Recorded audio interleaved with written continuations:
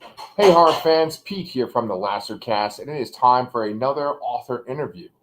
Actually, today I am super excited because Max Booth III is the very first author we ever interviewed for the Lassercast channel.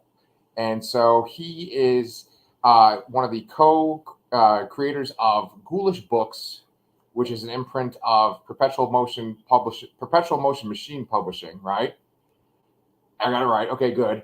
And he has written such books as Touch the Night, Maggots Screaming, which we will talk about today, and also We Need to Do Something, which was made into a feature film that Danny and I covered. So, Max, thank you so much for coming back on the show. Thank you for having me. When was I on? Was it like September 2020? 21 maybe? That's 2021. right. That's exactly Yeah. right. It was like right when the movie was coming out, Yeah. and yeah, and we were really happy to have you on. And since then, I've gone to the Ghoulish Book Festival, and we've had a whole bunch of people on the show that have had books published by Ghoulish too. Excellent. Well, thank you so Yeah. much for all these supports. We definitely appreciate it. Yes, and I heard that there is something that you could use some support on coming up, which is a special Kickstarter, right? That is correct. Yeah.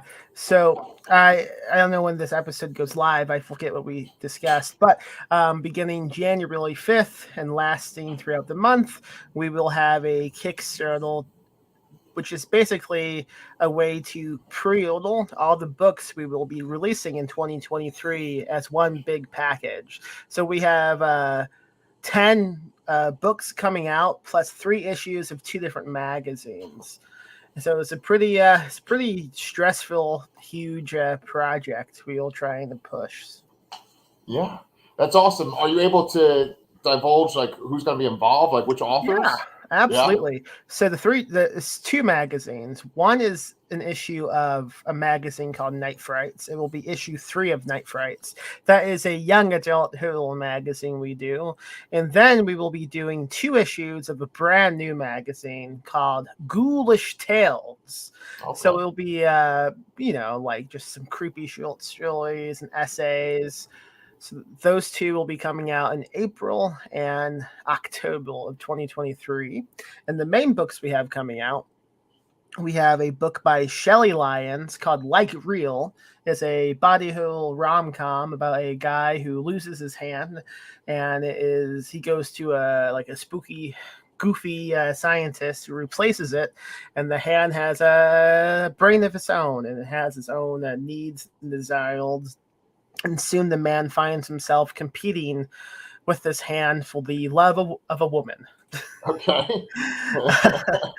And then we have a book called Excrement Mountain by Andrew Hillbilt, spelled without any vowels, so XCLMNTMNTN. Okay. That is about this insane Italian filmmaker who takes advantage of an alien mountain of shit that lands in Austin, Texas, to make his new movie. It's really strange. Jesus. Okay. we'll we have been pitching that one as the Greasy Strangler meets American Movie, which is a great Yeah. movie if you haven't seen it. Yeah. Um, then we have an anthology called Bound in Flesh, an anthology of trans body horror, Hmm. edited by Lil Gislason. I do not know if I said the last name correctly. I've never said it out loud until now. I do not think I said it correctly, and I do apologize if I fucked that up. Yeah. That is exactly what the subtitle says. An anthology of trans body horror. Really exciting. That's coming out in April. It will launch at the next Ghoulish Book Fest. Same with a lot of these books. A lot of the authors will be at the fest to promote the book, like Jessica Leonard, who will be at the fest promoting her new novel, Conjuring the Witch. And she is mostly known for the last book we put out by Jessica called Antioch. So Conjuring the Witch is the latest book she's written. If you like witches, you will like this book. Then we have What Happened Was Yes. Impossible by E.F. Stradel. That's kind of a we need to talk about Kevin meets American Psycho type of novella. Oh, okay. Yeah, they are going to be coming to the convention as well. But if you don't come to the convention, the book comes out in May, I believe, is what we decided. We also have The Only Safe Place Left is the Jelk by Willem Wagnall. This is a book that takes place during the zombie apocalypse, and the protagonist is a gay man with AIDS, and basically he loses his medication and he has to leave his cabin to find new medication while fighting zombies. Wow. Then we have The Screaming Child by Scott Adlerberg. I've been a huge fan of his book for years. I've been begging him to write a book for us for like a decade now. He finally did, and it's amazing. It's about a woman whose son vanishes, most likely dies, but the body is never found. Everyone believes the kid is dead. They suspect the mom might have been involved. The mom decides to leave town, goes to a cabin in the woods to get away and continue finishing a book she's writing. And she begins hearing a scream in the woods that she is convinced is the scream of a child. Okay. So that's all I'll say about that one. That's coming out in July. Okay. Next up in September, we have Rainbow Filth by Tim Mile. And this is a book about a mysterious drug that possibly opens passageway into different realities. Okay. It's really trippy, psychedelic. It's a lot of fun. Yeah. Then we have Let the Woods Keep Your Bodies by E.M. Roy. This is a novel. Most of the books I'm talking about are novellas. There's a few novels. Okay. Shelley Lyons' Like Real is a novel. Conjuring the Witch is a novel, and then Let the Woods Keep Your Bodies is also a novel. And this is E.M. Roy's debut novel. It's about a young woman in a small town in Maine whose girlfriend goes missing, and she is blamed basically, but the woods are not what they seem. So I think we will pitching it as My Best Friend's Exorcism meets Twin Peaks. It's pretty awesome. I'm really excited about this book. Yeah. Then the last one we're doing is called Saint Grit by Kaylee Schultz. And this is a book about a woman who conjures a witch by masturbating in the woods. And the cover art is so obscene, so great, that we won't be able to sell it online besides the web store. We have commissioned a censored version to sell like on Amazon and Barnes and Noble, but due to the graphic nudity on the main cover, we will only be selling it through Kickstarter, the Ghoulish Books website, and at conventions. Oh, wow. Okay. So that's the last one.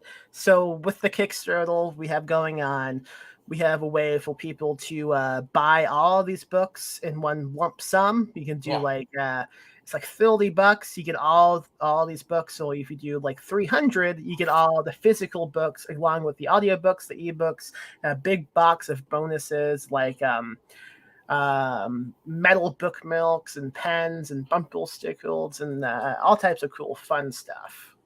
Nice. Yeah. You know, after all the stuff you just described, I feel a little weird saying that I'm recording this in my mom's apartment. Yes. But the thing is, she just literally before this said to me, "What should I get you for Christmas?" And now I know what I should get. Just contribute to the Kickstarter right there and get me all these books. Please. I think that's a great gift. Do you still see me? Because you have frozen on my end. Oh, okay. Can you hear me? Okay. Yeah, now I can. Yeah, that was crazy. Yeah. So, you know what's interesting is that pretty much every single author you just described, I've not read one of their books before. But that also goes for every author of a ghoulish book that I've read so far. And so I think that, like, that's one of the best things about your festival, and that's one of the best things about your imprint is that it just has made me aware of so many different authors. I'm so glad to hear that. And one thing that I thought was pretty cool with especially this lineup we have coming out is the majority of them have never published a book before. So a lot of these are debuts. Okay. Yeah, so that's also why you don't really know anything about them. I think maybe 3 of these authors have other books out. The rest will just debut authors. Oh, okay. It wasn't intentional. That's just the way it ended up. And I mean, we did an open call for submission back at the beginning of 2022, which is how we got the lineup for 2023 and 2024 real book solid for the next 2 years. Yeah. And we received submissions from authors I love who are quite famous in the scene, and they were rejected compared to some of the books we have coming out next year. Really? I mean, yeah, just due to the quality of these books. Yeah. Well, is there a like guideline that you guys use when you're looking for specific books? Like what is the idea behind ghoulish books itself? Like what is like, oh, this is a ghoulish book versus this is not a ghoulish book? It's not, I guess I don't have like a strict guideline. It just had to really get my attention. Okay. And I've been using the word ghoulish for a few years now. Yeah. And it seems to have developed its own special definition when I think about it, which is it makes spookiness fun, if that makes sense. Yeah. So like that's kind of what I'm looking for. Am I having a good time? Is this fun? Is it spooky? Is it sleazy? Maybe I like a good sleaze. Yeah. Like say Saint Grit. That book is really perverted and fucked up, and it's a delightful time. When we announced it, we pitched it as The Craft meets Gummo. Oh Jesus! Okay. Wow. So, yeah. Yeah. Well, I remember when you had the Ghoulish Book Festival, you did a campfire event where like authors could tell stories, and you played your theme song from your podcast, and I loved the theme song from your podcast too. Like when you're talking about ghoulish having its own identity, I kind of associate it with the icon for your podcast, and I also associate it with that theme song too. Oh, that's awesome. That's pretty much the goal I have. So that's great to hear. And Heathenish Kid did the theme song, aka Kelby Losak, who has written many great books. Yeah. Yeah. And like I haven't had a chance yet to go to, I know you do these shows in Austin on like the last Thursday of the month or Tuesday of the month? It's the last Tuesday of every month in Austin, yeah. Yeah. And I know that like, you put on this kind of fun show there, like a ghoulish show. And it just seems like you always kind of will have this kind of spectacle and do fun things. Like that's sort of like your like brand, essentially, like the Max Booth experience, right? I guess so, yeah. I mean, I like things to feel like a celebration of spookiness. Yeah. That's what I'm trying to do. Yeah. Are you going to keep doing those shows in Austin every month? Until they ban me. It could happen. We did have this one drink sponsoring the show. They lasted 2 months before they said, never mind. Oh man. Yeah. I mean, like the Ghoulish Book Festival, if people haven't gone to it, it was one of the best experiences I ever had in my life. And I talk about it often. If I ever talk to other writers, I'm like, hey, you guys should go to this, or you should check it out. Because it was just like so intimate, and the location itself was just perfect. Like that building, it like doubles as like a church and like a bowling alley too, right? It's a bunch of crazy things. I don't understand it. The reason we came upon that building, which is a Hillman Sons building, I guess is what it's called, is my fiance, she teaches dance for the company that owns the building. And so that's where she teaches dance in San Antonio. So we were able to get a discount on the building. Yeah. It's really odd, and there's a lot of potentially problematic pictures framed around the place. Just a lot of white guys in black and white looking at you, and it's like, I don't want to know what your baggage is. Right. Well, you're 30 years old, right? I'm 29. I'll be 30 in July. Okay, yeah. Okay, yeah. So do you mind saying which day? July what? Oh, Independence Day. Oh, okay. That's cool. That's cool. Yeah, you're a couple of days before my wife. She's I'm sorry, my daughter. She's July 9th. But what do you call it? I was gonna say though that like for a guy that's 29, like you've certainly done a lot. Like you have this festival, you have the second one coming up this year. Then you're doing this Kickstarter, and you have this imprint. Like, how is this not like overwhelming to do all this stuff? Well, that question implies it isn't overwhelming, and it is. Oh, okay. I'm exhausted. Oh, I'm sure. Yeah. Oh, it's probably a box being delivered. I'll be right back. No problem. Thank you. Yeah.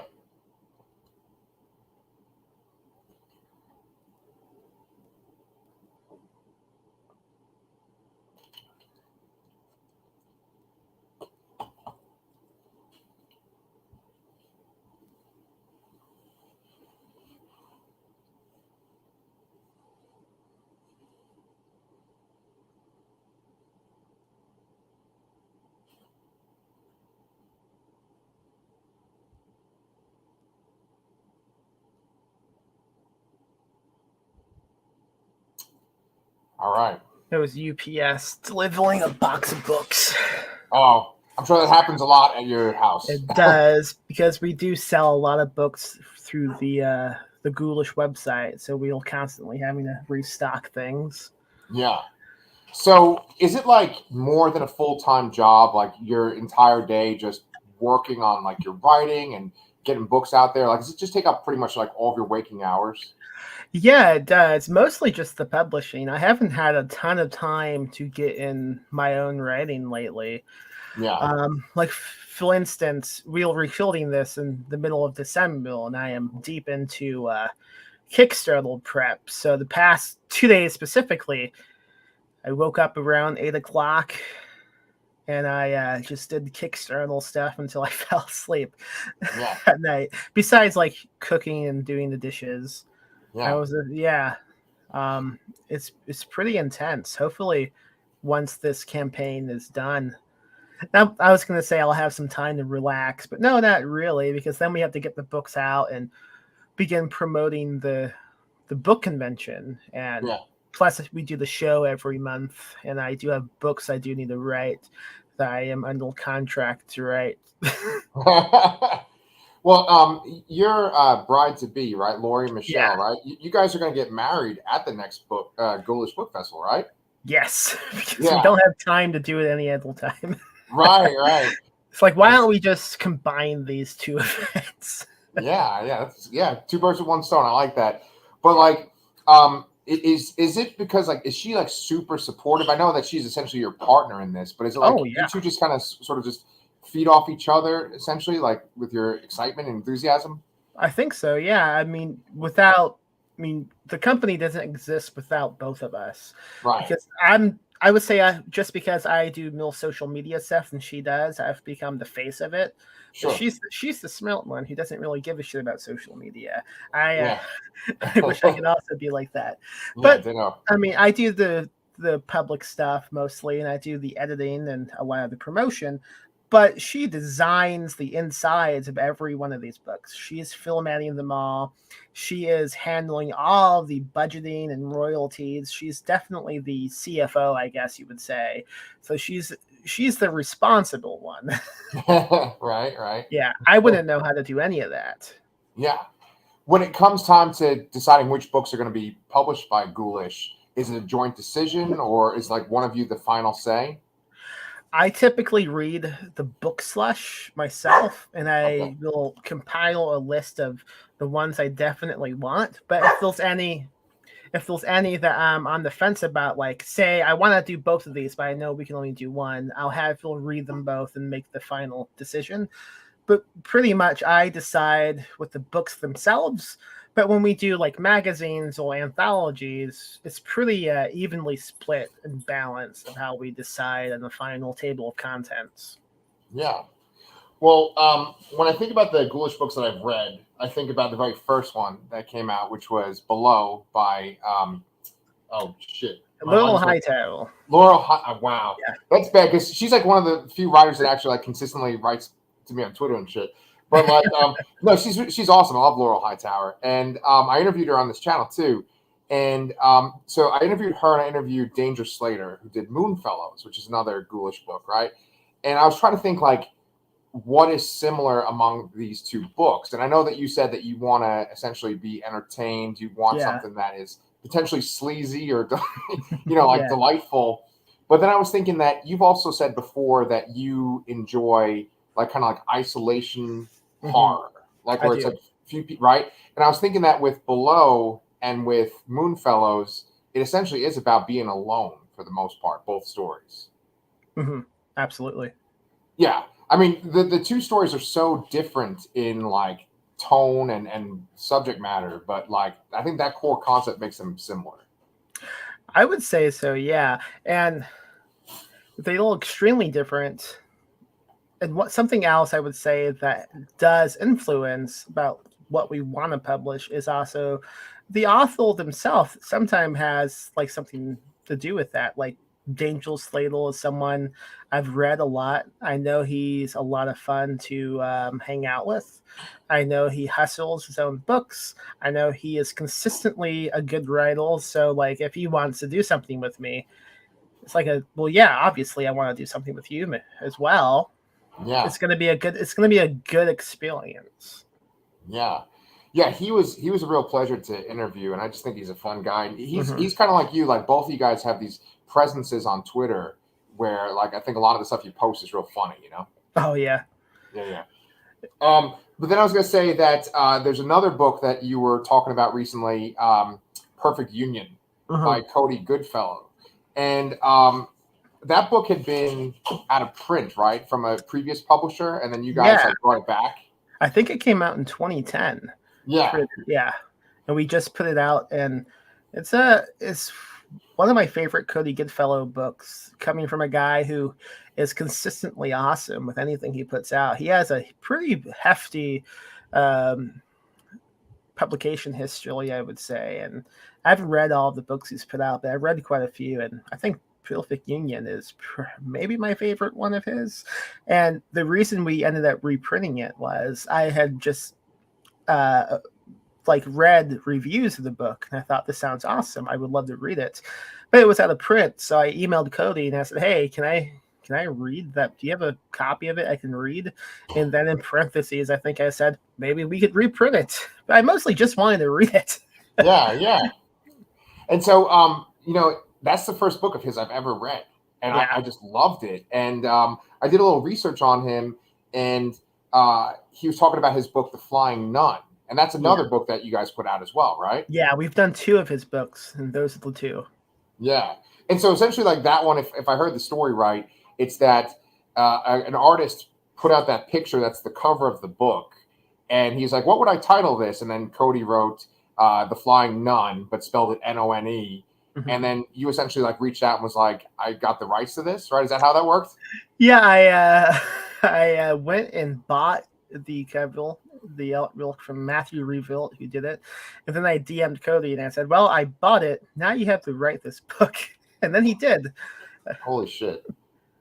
That's also I want to check that book out because I mean, what he said about it sounded really Yeah, interesting too. it's a lot of fun. It's really much. It's just I wouldn't call it. I wouldn't put it in the Hool genre at all. It's more of a just a comedy. Okay. It's a good time.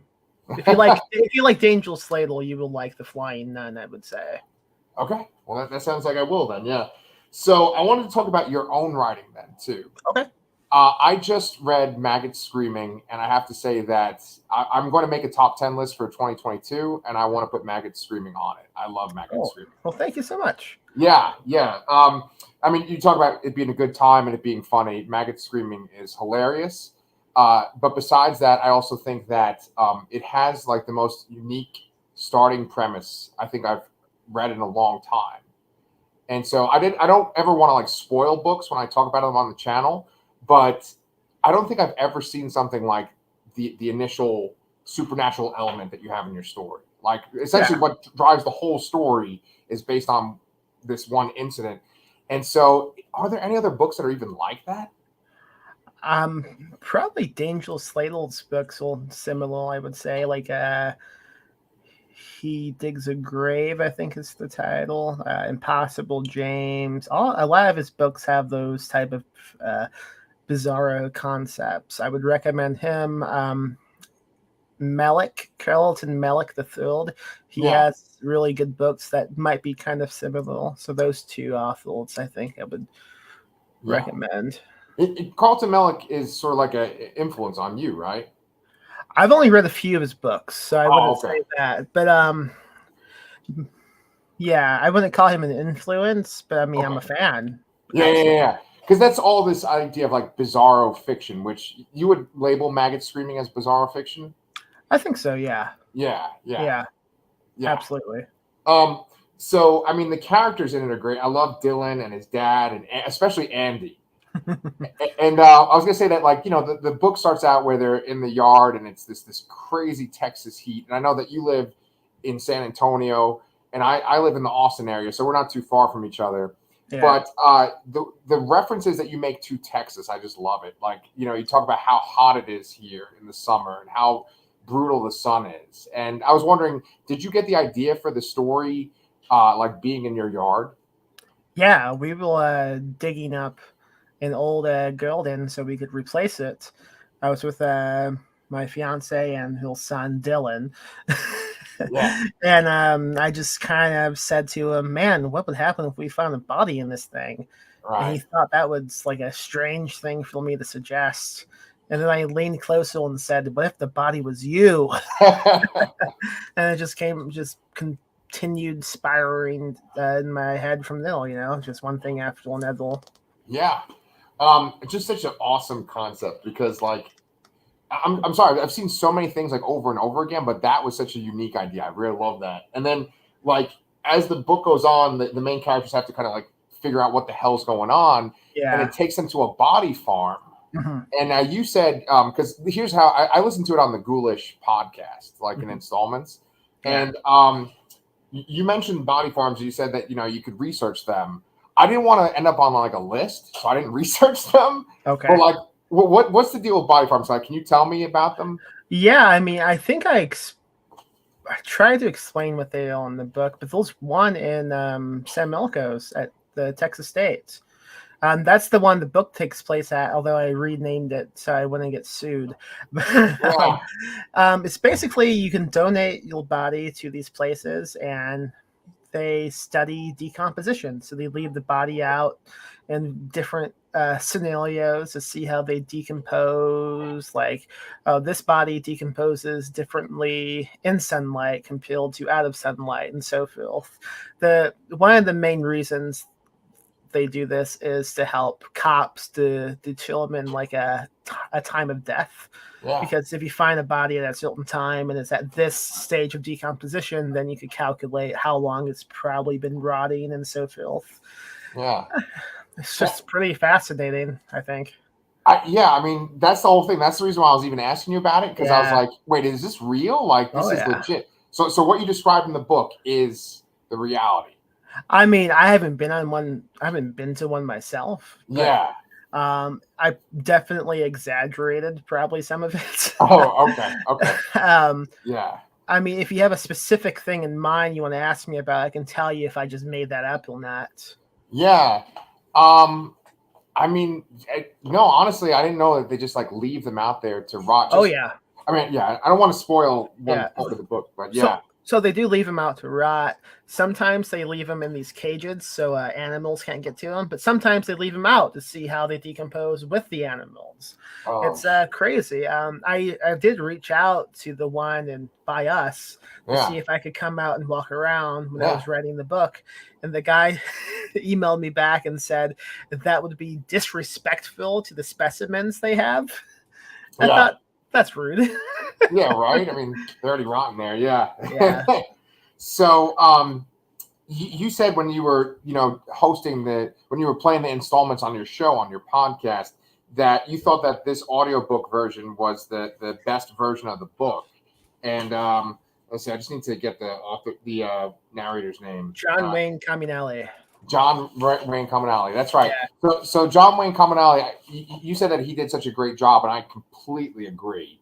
Mhm. How did you find him? Oh, he's just a friend. I've known him a long time. He Oh, he writes books. He does conventions all around the country. He travels a lot, and within the past couple of years, he began doing audiobook stuff as well. So I know he reads well. He has a good Southern accent, so that's who I knew he would be perfect for it. I think he's a Houston boy, but he recently moved to Las Vegas. I think I'm not positive. We haven't talked in a while. oh, okay. Yeah, I was gonna say, like, is that his natural accent? But that's Yeah, awesome. Okay, yeah. So you released that book on your podcast, and you also released We Need to Do Something as well. yeah. What was your logic behind putting those books out for everyone to hear for free? Oh, I just think I think books and movies and all types of adult should be free for those who can't afford it. So it's just my way of making it available. Yeah, Yeah, that's fantastic. Yeah, yeah. I think it's a great idea, and just like anyone can listen to it. I yeah. want to recommend it to some of my friends too.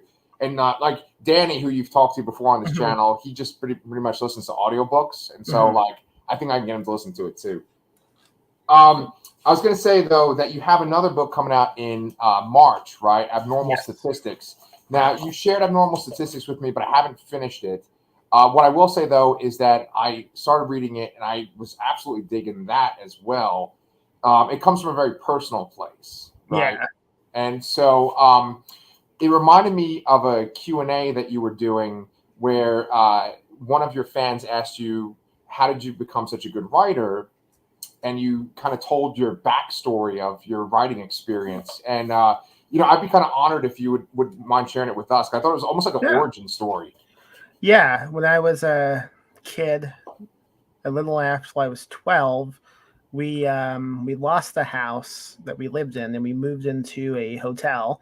And until I was 16, so between 12 and 16, we lived in Villiers hotels around Northwest Indiana. I did not go to school. I went out of touch with all of my friends and so forth. And I just stayed in the room reading and writing pretty much nonstop for like 3.5 years. And I think just that type of experience definitely gave me some leeway on sharpening my my craft, I guess, compared to what most people do, because I think most people don't really get serious about writing until their 20s, most likely. Right. And I was already trying to, get published when I was a teenager, and just getting rejected and rejected and rejected at a very young age, and continuing to just try and improve. So I think just the time I spent in the hotel probably is why I am doing these. Like as you said, because I'm only 29, I have all this already going on. I've just been doing this a while. Yeah. I just began before most people do, I think. Yeah. Well, I think that with the kind of subject matter that you write about, right? Because you mentioned like movies like The Greasy Strangler before. And what was the movie that you said? It was like The Greasy Strangler and then one other movie too. Oh, it's called American Movie. Oh, okay, American Movie. No, that one's not as like kind of gonzo or whatever, but like that kind of stuff in general, it's like, very sensational and, over the top, to be gross and stuff. And I feel like you have that in your writing, but there's like a maturity to your writing as well. And I feel like Maggots Screaming is like a great example because there's something really profound about it, even though it's this like crazy concept. You know what I'm saying? Yeah, I know what you mean. Yeah. I mean, I don't know if that was. I guess it was intentional, because I did set out to make it feel like a coming of age type of book, and I think that's what you're describing. I think that's what is going on with it. Is it feels like a kid coming of age while decomposing. Yeah. And it's also in John Wayne's way that he says it too. It, like his tone really, it's very subtle, but you feel for Dylan in the story. Right? That was all him too. I mean, I didn't give any direction about the tone at all, so it's just all intuition on his end. I mean, he perfected it, I think. Yeah, it's excellent. Yeah. So that's pretty much what I have for today. I'm gonna finish Abnormal Statistics. I definitely was enjoying it. Oh, thank you. Yeah, of course. I mean, thank you for coming on. If you want, like, I always have people just plug stuff at the very end. I know you were talking about your Kickstarter, but if you want to tell people where they can find you and essentially where they can access all the Ghoulish stuff. Yeah, you can just go to ghoulishbooks.com. That will take us to the main website. I have a newsletter I do called the ghoulishtimes.substack.com. And you can just go to Kickstarter and probably type in Ghoulish, and I imagine it will pop up. I'm not completely positive how to direct people to that at the moment. Yeah. Thank you. Yeah. Oh, no problem, man. Yeah. So, Max, we love having you on, and we'd love to have you on in the future too. And I'm looking forward to being at the Ghoulish Book Festival this year. I look forward to seeing you, man. Thank you. Thank you so much. Yeah. Cool. All right. So that's that. How do you think that went?